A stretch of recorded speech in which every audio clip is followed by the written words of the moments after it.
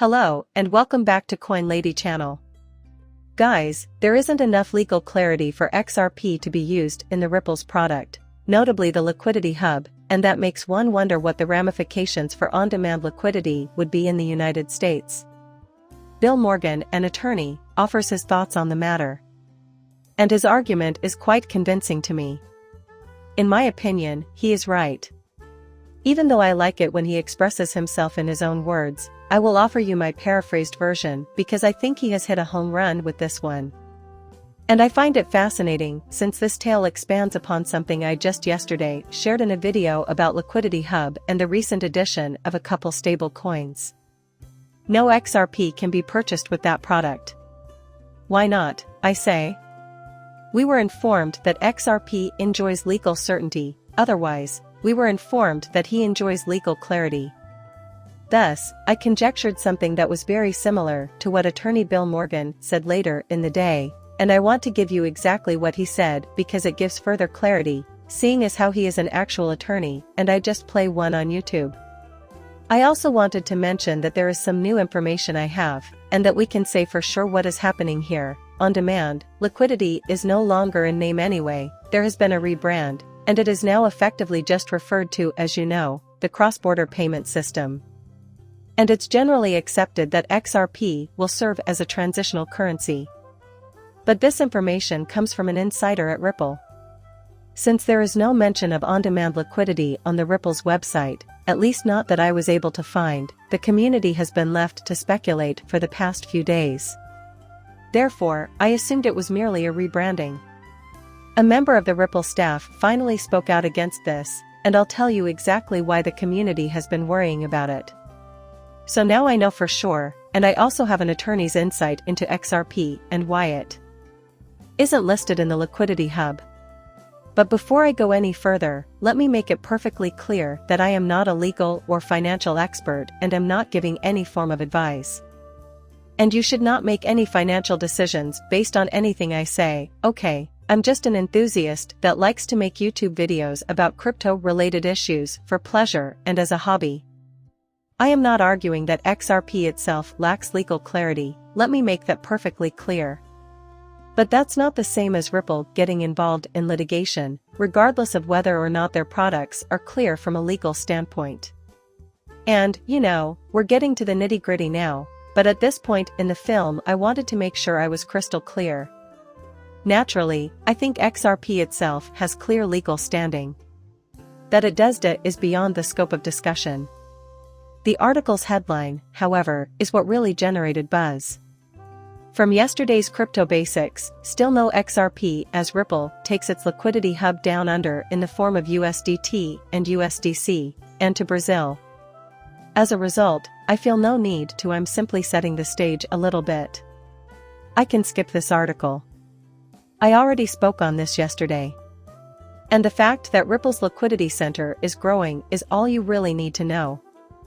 Even though Bitcoin is included, XRP is still not widely used.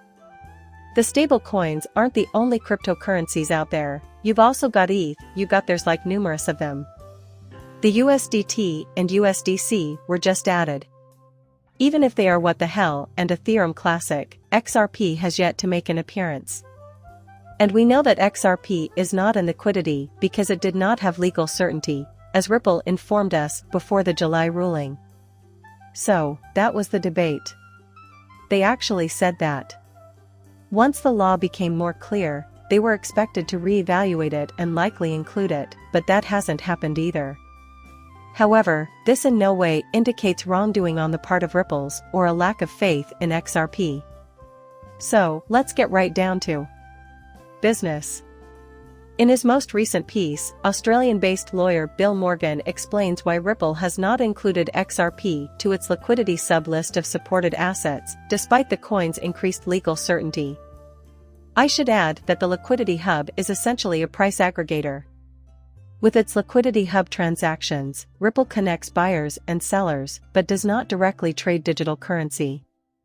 They don't deal in stable cryptocurrencies like Bitcoin or ETH. It's the same as services like Kayak, Priceline, and Google Flights that attempt to match buyers and sellers. That's it, Now you can compare all the prices and pick the best one. Real-time price quotes are available, and you are free to choose any or all of them for your purchase. Because of this, you might assume that Ripple is merely facilitating a romantic connection between two people. You'd think they could just plug it in if they weren't selling XRP themselves. And I am not an attorney, just a layperson. That seems reasonable to me, but then again, I'm not a lawyer. But doing so would expose them to, possible legal troubles in this country. And thus, this post was made. One crypto enthusiast reports that XRP is now being used for payments in Brazil and Australia. I have nothing against crypto geeks, but that simply isn't true. But that simply isn't so. No XRP is being used at that location. And it was attorney Bill Morgan who tastefully corrected the record. When someone makes a mistake, they shouldn't be automatically labeled as an enemy. It's good to be an adult and have the maturity to tell people when something is wrong in a sensitive way. The inaccurate Liquidity hub that attorney Morgan referenced does not currently make use of XRP. Indeed, he is right. So this is normal, and we all make mistakes. I make mistakes, and it's okay to tell me when I'm wrong. It's inevitable at this point. In the future, I will be completely wrong. To the best of my ability, I always act honestly and accurately. In an email response, community member Micah explained that legal jargon prevented XRP from being included. They still haven't added it to the Liquidity hub, despite being the only one with clear legal standing. This is where attorney Morgan did a great job of explaining everything. In fact, I was just talking about this very point the day before yesterday. Later that day, attorney Morgan also echoed these sentiments in passing. For me, this means that just because it's not from Ripple doesn't make it a legal dispute, but he is an attorney. That's got to be it, right? Even I, not me, an attorney, was thinking after reading this. Other than that, why wouldn't they do it? Their entire operating principle is predicated on supporting XRP. Here, then, is what Morgan, the attorney, had to say. The fact that XRP is not a security is settled, but whether or not Ripple can be used or sold in the United States remains uncertain in light of the SEC's intention to appeal. Until the case and any appeal are settled, neither Ripple nor its customers can be sure that using XRP or the Liquidity hub would result in SEC enforcement action. Eventually, I hope that Ripple will support XRP. Given their status as three of the most liquid cryptocurrencies, the presence of Bitcoin, Ether, USDC, and USDT at a liquidity center shouldn't come as much of a surprise. Additionally, Ripple will be more receptive to shareholder and customer requests than XRP investors. That comes as little surprise.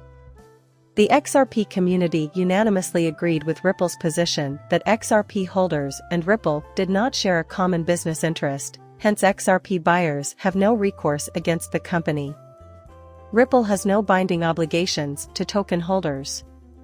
However, if any of us can make it to New York, we will be treated to a celebration in honor of the court's ruling that XRP is not a security. He makes a good point, then. Also, Ripple is under no obligation to help us.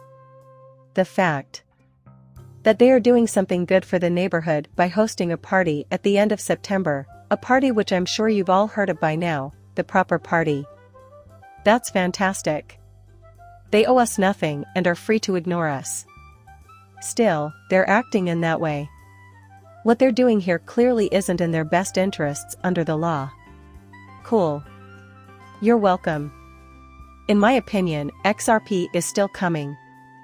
I think the SEC is responsible for Ripple not being listed. So, I'd throw in another viewpoint there. And now, for something more I learned about with the help of Crypto Eddy. Therefore, I felt it necessary to offer her some recognition. She had taken something that I, a worker at Ripple, had posted and republished it.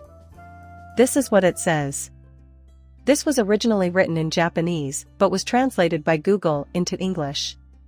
Yes, ODL is a word that is puzzling to those who aren't familiar with it. Therefore, We will now refer to this phenomenon as Ripple payments to simplify things. OTL is still in use today. So, there you have it.